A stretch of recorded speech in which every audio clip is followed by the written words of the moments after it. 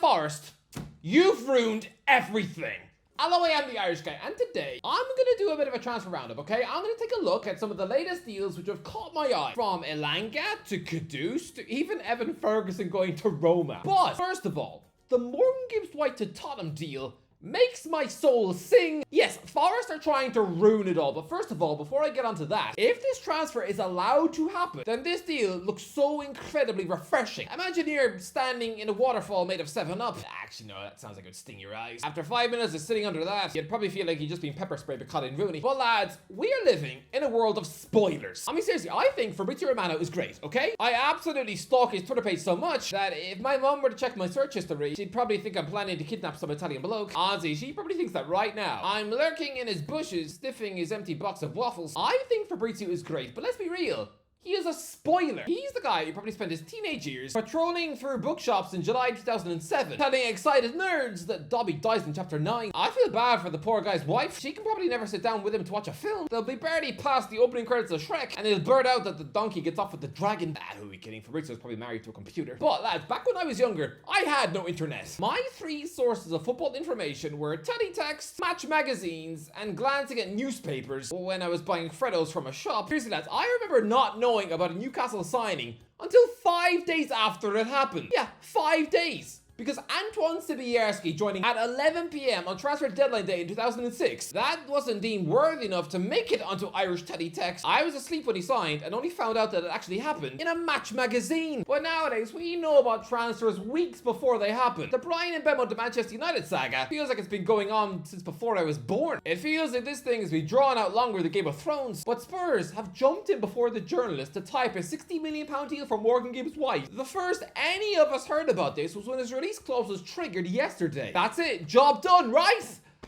Wrong. Nottingham Forest are the crankiest club in the world because news is broken that the deal is off and that Forest are now consulting their lawyers because there is an illegal approach made for the player. Are you serious? Are you serious? You've cancelled one of the most refreshing deals we've had for yonks because apparently Spurs tapped up the player. Welcome to the 21st century. This has been going on forever. I remember Arsenal squealing when Mourinho met Ashley Cole in a hotel room. Guess what? They still sold Chelsea the greatest left back in the world for a pathetic £5 million. This happens all the time. And Forest, they really are the tattletales of the Premier League. Look, I'm not having a go at the Forest fans. I'm sure you're all lovely people, but the Forest board. In a matter of 2 months, they've now told the teacher on both Crystal Palace and Tottenham, and also banned Gary Neville from their stadium for saying nasty words. A year ago, they made a formal request to the PGMOL demanding that they release audio from the VAR after the defeat to Everton, saying that they were considering their options. Feeling pretty big and scary because now they were backed up by having Mark Clattenburg on the payroll. Seriously, they had appointed a Champions League final referee to do what? Sit in the Forest office wagging fingers at refs on the telly? I'm guessing the rest of the Premier League must hate Forest. Seriously, they are like that school dweeb who tells the teacher when someone hasn't done their homework. Honestly, if you're a Premier League chairman, do not tell your secrets to a single Forest employee. I don't care if they're your brother-in-law and you're out to dinner sharing a plate of chicken goujons. Oh no, by the end of the meal, that Forest employee is going to have a splash on Facebook that you don't actually like your kids and that you like to wear your wife's underwear. Don't tell them nothing. Let this transfer go through. They're saying they never granted Spurs permission to talk to him.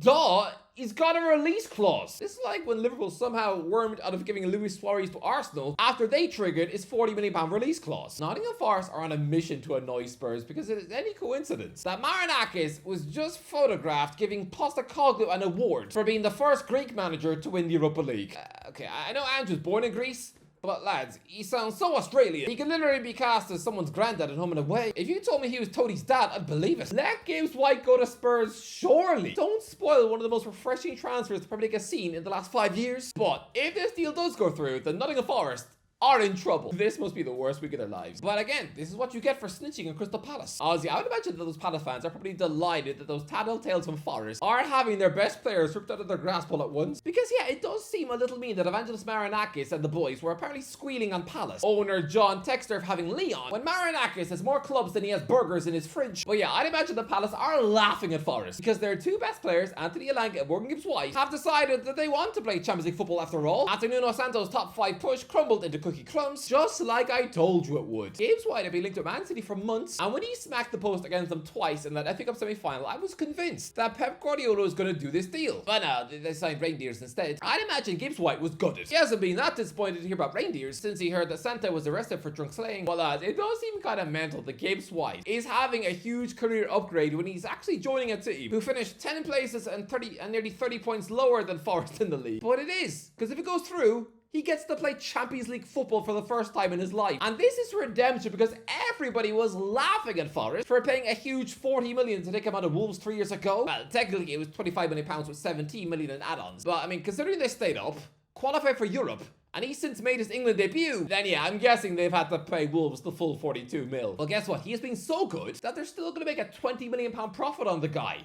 Just sell him. I think this is an excellent coup from Spurs, as is the 55 million pound capture of Mohammed Kudus from West Ham. Lads, if this Gibbs-White deal had gone through, then would Tottenham have ever spent more money in a single day? This is like one of those Sidemen videos where they have to spend £100,000 in 24 hours. Yeah, Tottenham are trying to spend over 100 million in a day. Kudus is a fabulous player. Sure, the 24-year-old Ghanaian winger is off the back of a mediocre season at West Ham, but he was electric in his first season. Seeing him run half the pitch to score on a European night, that was some Banarfa magic. This is somebody who will get you off your seats. And honestly, I think he has the potential to be Tottenham's most exciting player since Gareth Bale. Somebody who can provide moments of absolute insanity. I mean, sure, he's going to annoy some Tottenham ball boys by trying to steal their seats when he scores. Honestly, that man is so precious by his sitting down celebration. But I'm half expecting that if a stubborn ball boy refuses to give him his seat, oh, then he'll fully just drag someone out of a wheelchair in the first row. Well, look, he's an excellent signing, and it's going to be Thomas Frank's very own recreation of Brian Mbemo. And Gibbs-White, I think he's going to spell the end for James Maddison. I know it's a big statement, but I think MGW takes the number 10 role in a 4-2-3-1 formation, meaning that a nearly 29-year-old Maddison will get punted out the door. Seriously, I know he's off the back of a fairly decent 12 goal and 11 assist season, but I just get the feeling that Frank is going to make a big change. A bit like when Jose Mourinho harshly dumped one man at Chelsea, when he was off the back of a ridiculous 20 goal and 30 assist season. Seriously, 50 goal involvements in a Europa League winning campaign for Chelsea, and he still got the chop. I wouldn't be shocked to see Maddison given a late August switch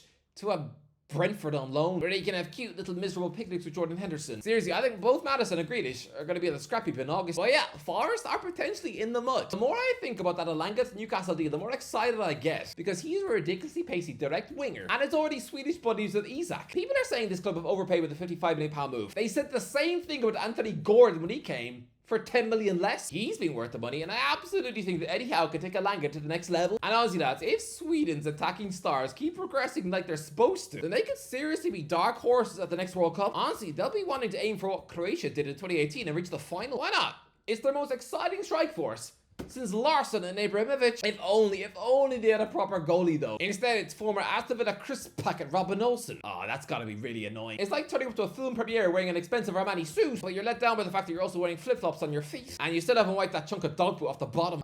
Don't stand on Helen Mirren's dress. It'll make her look like she just spilled sloppy hot chocolate. But before I go, I do want to talk about another transfer that is in the works, and that is that Evan Ferguson, after massively losing his way since breaking into the Brighton team. Honestly, he's gone from Ballon d'Or nods and £100 million price tags to the kid who'll probably be remembered forever as the answer to some pub quiz question in 15 years. Who disappeared after scoring a Premier League hat-trick at 18? Honestly, after that anonymous 0-goal loan spell at West Ham last season, then Ferguson was looking like he might turn out to be some nobody who somehow once scored a treble a match of the day. The modern day Luke Moore, who banged in a hat-trick past Middlesbrough for Aston Villa when he was just 19, never did anything after that, and at 27 was being unveiled at El Agisbor. I was scared that Ferguson was the new Moore, a striker who grew up to score less than 50 career goals. But at the minute, Ferguson is apparently joining Roma. Please, please, please, can we have at least one Irishman at a massive worldwide club? Because lads, we unfairly just saw a dream move collapse because 26-year-old Republic of Ireland international winger Mikey Johnston,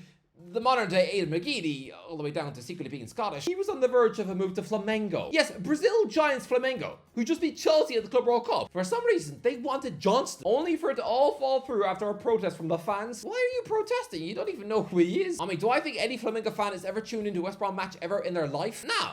And do you know how amazing it would be for Ireland to have a player stepping into a shirt once worn by Ronaldinho and Vinicius Jr.? But now it was absolute snobbery from the Brazilians to look down their nose at Johnston, as if West Brom were offering you a glass of a nun's breast milk. We even had Robbie Keane going on Brazil TV trying to vouch for Johnson to get this deal happening. But okay, it's not. So instead, Fergie's off to Roma. Please do well in Italy. Please smash Serie A to bits. I beg of you, you need to save your career. And let's be real, this level of club is better than what you deserve right now. Because after being an absolute pudding under Potter at West Ham for 6 months, I was scared that his next move was going to be a Hull on loan. I mean, lads, we've already seen the original Evan Ferguson have his career fed to a pig. Aaron Connolly was the Irish hotshot sensation striker at Brighton, and back in 2019, I remember when he stuck 2 past world champion Hugo Lloris in a 3-0 win. He never kicked on, has only represented Ireland once in 4 years, and has just joined Leighton Orient at 25, and I guarantee you, he will retire having never scored a goal for Ireland, ever. So thank you, Jean-Pierre Gasparini, for taking a punt on him. Thank you. Honestly, I feel like some desperate mum who's thanking the school principal for not expelling her son after they caught him flushing the janitor's shoes down the low. But seriously, thank you, Roma. Please, Fergie, just seize your chance and have Roma debut season on par with Tammy Abraham. That would be beautiful. Honestly, I was too young to remember this, but this must be what Irish fans felt like when Robbie Keane joined Inter Milan. Anyway, that's the interview. Let me know in the comments what do you think. Let me know. Should Forest roll over, give away Gibbs-White? Let me know in the comments. Don't forget to like, share, please. I'll talk to you in a while. How many more of these do I have to eat? It's just a banana. Drink water off a duck's butt now. How many more? People in the comments are asking why he's eating bananas. Even I can't remember.